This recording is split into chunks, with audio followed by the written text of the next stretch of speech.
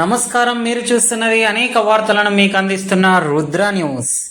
విద్యారంగ సమస్యల పరిష్కారానికి రాష్ట్ర వ్యాప్త పాఠశాలలు, జూనియర్ కళాశాలల బంద్ విజయవంతమైందని విద్యార్థి సంఘ నాయకులు తెలిపారు.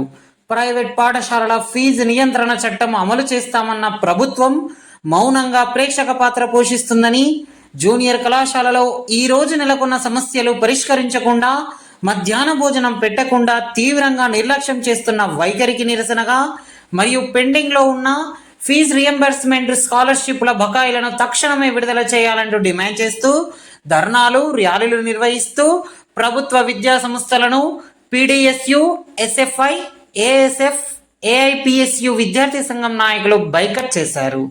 జిల్లా వ్యాప్తంగా ప్రైవేట్ పాఠశాలల, కళాశాలల యాజమాన్యాలు స్వచ్ఛందంగా బంద్కు సహకరించారు.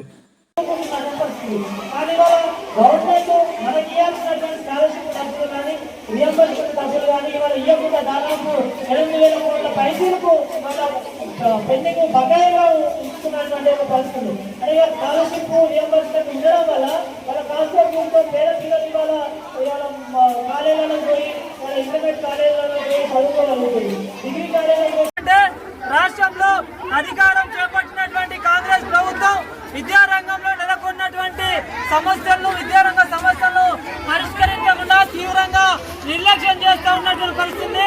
ఇప్పటికీ రాష్ట్రంలో అధికారం చేపట్టి సంవత్సరాలు గడుస్తూ ఉన్నా కూడా రాష్ట్రంలో విద్యారంగానికి ప్రత్యేకంగా మంత్రి ఇప్పటిదాకా దిక్కులేరు అనేటువంటి విషయాన్ని ఈ సందర్భంగా మేము ఆరోపిస్తూ ఉన్నాం.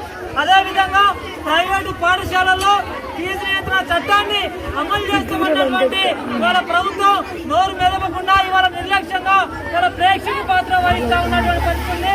అట్లాగే ఇవాళ జూనియర్ కాలేజీల్లో ఇవాళ నెలకొన్నటువంటి సమస్యలు పరిష్కరించకుండా మధ్యాహ్న భోజనాన్ని పెట్టకుండా ఇవాళ తీవ్రంగా నిర్లక్ష్యం చేస్తున్నటువంటి ఒక పరిస్థితి ఇవాళ రాష్ట్రంలో ఉంది. అదేవిధంగా ఇవాళ రాష్ట్రంలో మీటింగ్ లో ఉన్నటువంటి స్కాలర్షిప్ బకాయిలు ఏవైతే ఉన్నాయో, రియంబర్స్మెంట్ బకాయిలు ఏవైతే ఉన్నాయో దాదాపు 8,000 కోట్ల పైసలకు ఇవాళ రియంబర్స్మెంట్ స్కాలర్షిప్ పెండింగ్ లో ఉన్నాయి.